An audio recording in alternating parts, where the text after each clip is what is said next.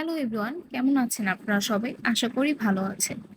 গতকাল লাঞ্চে আমি কি কি দিয়ে লাঞ্চ করেছিলাম সেটাই আজকে আপনাদের সাথে শেয়ার করব। তো গতকাল ছিল মা বাবার বিবাহ বার্ষিকী, মানে ম্যারেজ অ্যানিভার্সারি। তো প্রত্যেক অ্যানিভার্সারি বা যে কোনো অনুষ্ঠানে তো পোলাও মাংস খাওয়াই হয়, কিন্তু গতকাল আমি একটু অন্যভাবে খাওয়া ট্রাই করেছিলাম।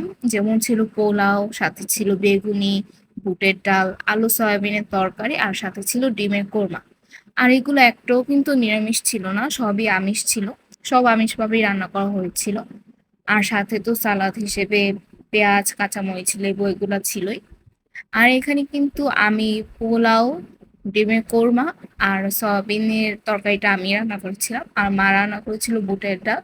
তো প্রত্যেকটা খাবার খেতে অনেক ভালো হয়েছিল। আর এগুলা কিন্তু পোলাও দিয়ে খেতে খুবই ভালো লাগছিল।